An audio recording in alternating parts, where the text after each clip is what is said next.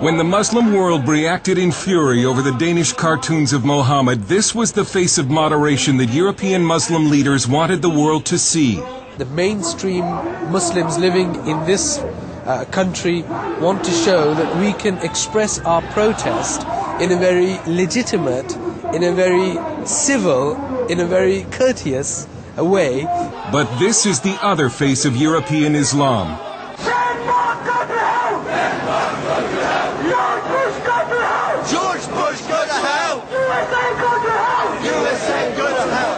This is footage of the demonstration outside the Danish embassy in London, provided to CBN News by the NIFA Foundation, an anti-terrorism group. What you can't see in this video is that one of the demonstrators is dressed as a suicide bomber.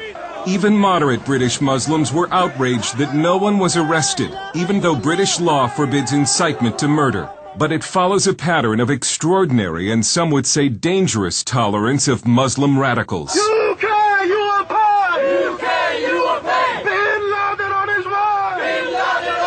These protests threatening bloodshed occurred in 2004, 1 year before London's 7/7 subway and bus bombings. Now Tony Blair has been warned.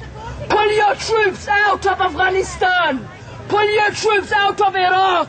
And if you do not pull your troops out, you will get bloodshed on the streets of London. Again, no one was arrested, and moderate Muslims tried to keep the media from publicizing what for them has become a public relations nightmare. Yeah, that's disgusting. I mean, it doesn't serve any purpose. These guys don't represent me. They probably don't represent most Muslims in this country, and they do a disservice not only to, living here in the UK, but they do a major disservice to Muslims. They may not represent the views of most British Muslims, but polls do suggest the Muslim middle is radicalizing. A recent survey shows that 40% of British Muslims want Islamic Sharia law in the United Kingdom. Sharia imposes punishments like amputations and stonings.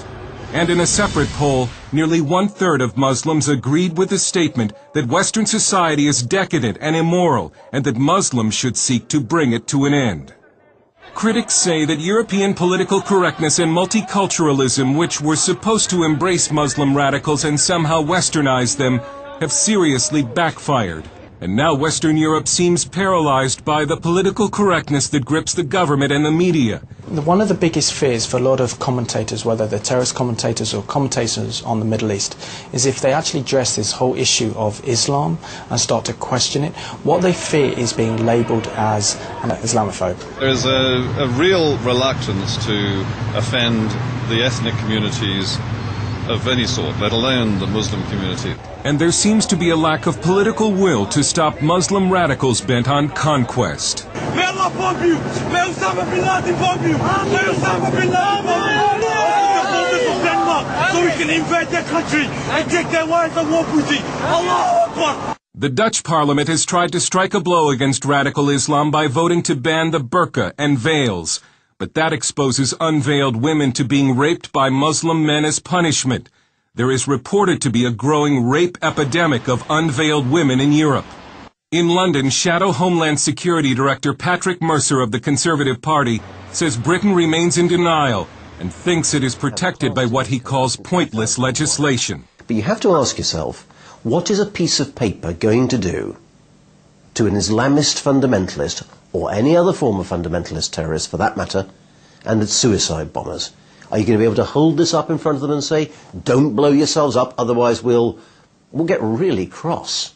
In France, the government continues to pretend that Muslim anti-Semitic violence is not a problem, but it couldn't keep tens of thousands of Frenchmen from marching last month after the brutal murder of a young Jew named Ilan Halimi by French Muslims. Halimi was held for ransom and then tortured to death by Muslim immigrants who phoned his family and recited to them verses from the Quran as their son screamed in agony. French conservative political writer Guy Millier. A lot of Jews in Europe, and especially in France, are really scared about the future. I have many Jewish friends, and they say to me, we think we shall have to leave France to go to the United States, to Canada, to Israel, but France will not be our country anymore. It's a similar story all over Europe.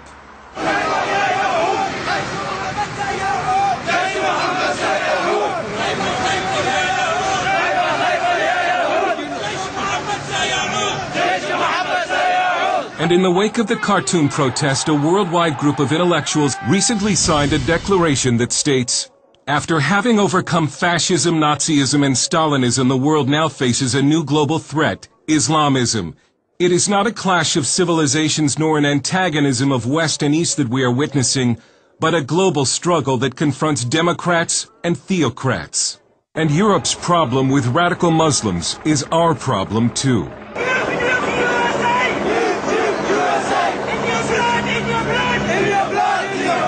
Political correctness has been the fertilizer that has helped Muslim radicalism grow in Britain.